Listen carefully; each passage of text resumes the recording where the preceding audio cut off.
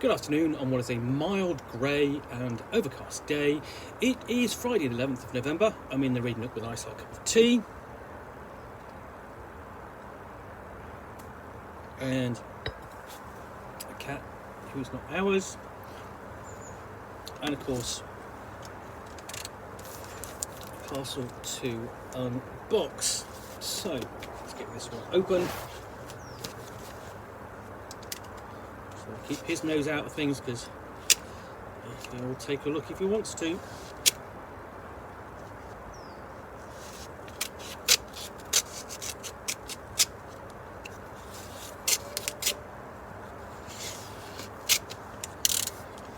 what I've got in here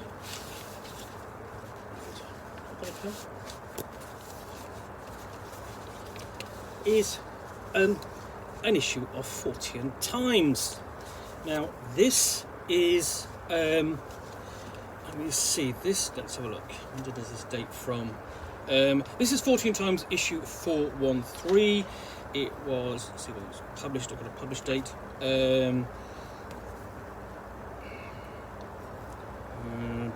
Just trying to find, doesn't say. Well, it's Christmas 20. Okay, it's the Christmas 2021 issue. Now, I'm not a regular reader of Fortean Times, but I was interested in this issue when I found out about the article on bizarre board games. So, what else have we got in here? We have the cover story is a short history of Fortean board games,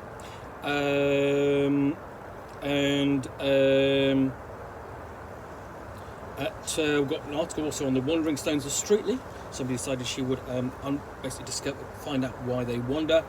And you know, we have various sections like strange days, weird things going on, the unexplained, or you know, things that and the like.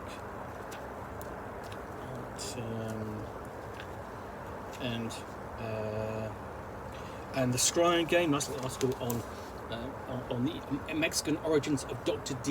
John Dee's magic mirror. But we slip through, and you know, science, dealing with things like intoxicated elk. Something weird to throw at your players. Ghost Watch, Classical Corner, just regular departments in the issue before we get to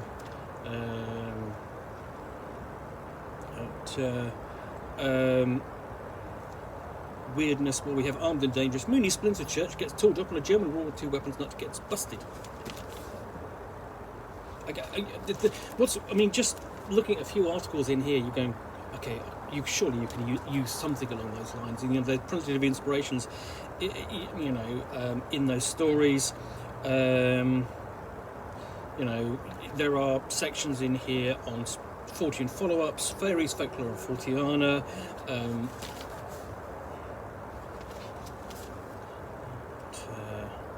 Ufological data dumps, and then we have a short history of Fortean board games, from the Ouija mania that swept 1920s America to the explosion of pop cultural products featuring everyone from Bigfoot and Nessie to Kreskin and Uri Geller. Bizarre board games have a long and fascinating history. Peter Law celebrates the 14 games of Christmas past.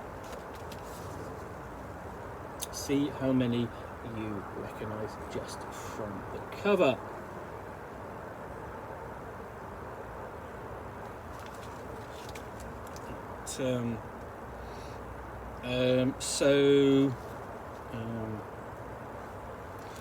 We have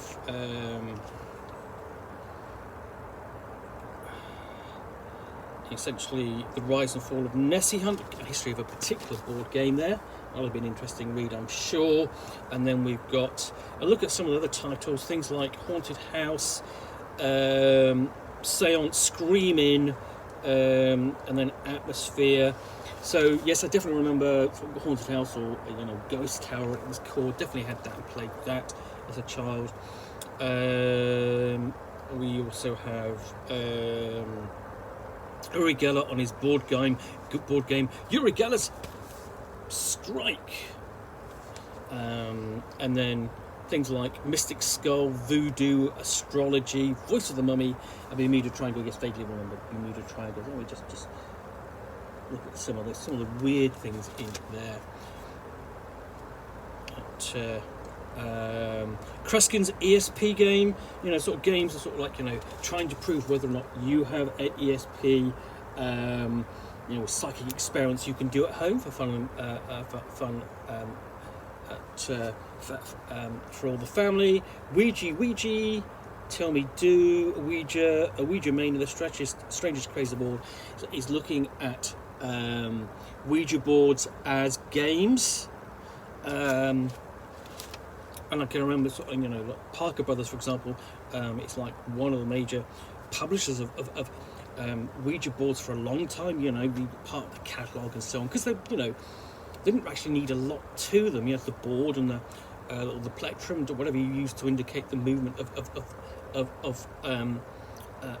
indicate the letters being called out, and then you also, and bit of instruction. So they're really kind of cheap and easy to produce. A board game from an alien. Crop Circles, the mystery board game.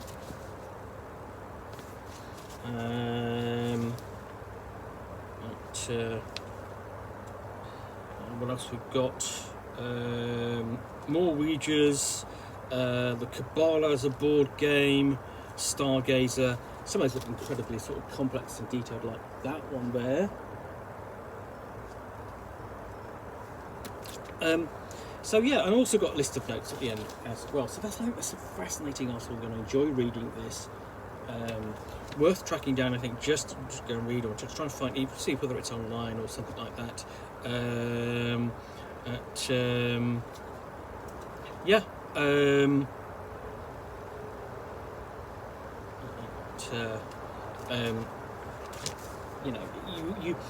When you imagine today, there are so many board games out there. They're dealing with so many different subjects, and sort of like you have all these board games, sort of like that are weird and wonderful.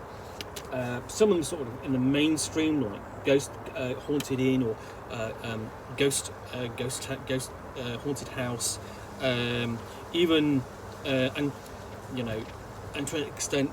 The Ouija board would have been perfectly normal there as a board game. Children would have been given that.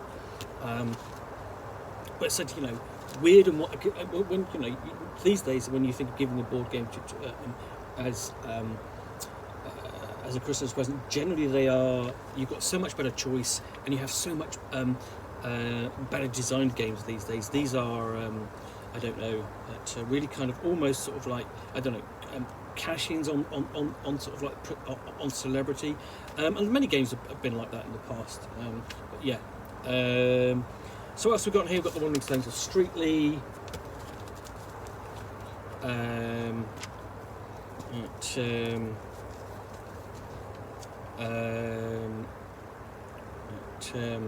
Green Ink, which is a look at Colonel Gaddafi's writings and plans to turn Libya's desert green.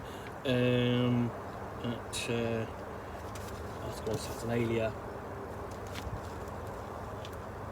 Yeah, so fantastic little article, and sure, pick this up just for the article. But if you're looking for more, there's plenty of things in here. There's plenty of reviews of that. Like a review of the graphic novel Metropolis, and so on. And of course, if that all else fails, he doesn't have that for a Boris Bogbrush in the back. So yes, lots and lots of things to look at in here. It's just a mishmash of weird and wonderful, including the books and the books and the games, and also an even article on somebody who used to keep crocodiles. So yeah, that is Fortean Times issue 413 on bizarre board games. So going to be an interesting read. It's not something I'm going to review, but I think worth tracking down if you've got any interest in the history of board games and the like. Anyway, I hope you've enjoyed this unboxing in the Nook. If you have, then please do click on the like button down below. And of course, if you've got any comments or feedback, appreciate you taking the time to post those. Lastly, if you want to be alerted to yet more unboxings in the Nook, where you will see me out here with a package, containing a book or game, or in this case a magazine, which I will unbox and chat about to the best extent of my knowledge for roughly 10 minutes or so, all of course accompanied by a nice hot cup of tea. Then please do hit that subscribe button down below, and it should be mentioned that many of these board games and so on and the like will be mentioned in, I believe, volume 3 of Scarred for Life. In the meantime, thanks again for watching another unboxing of the Nook. Be back again soon with another one. Bye for now.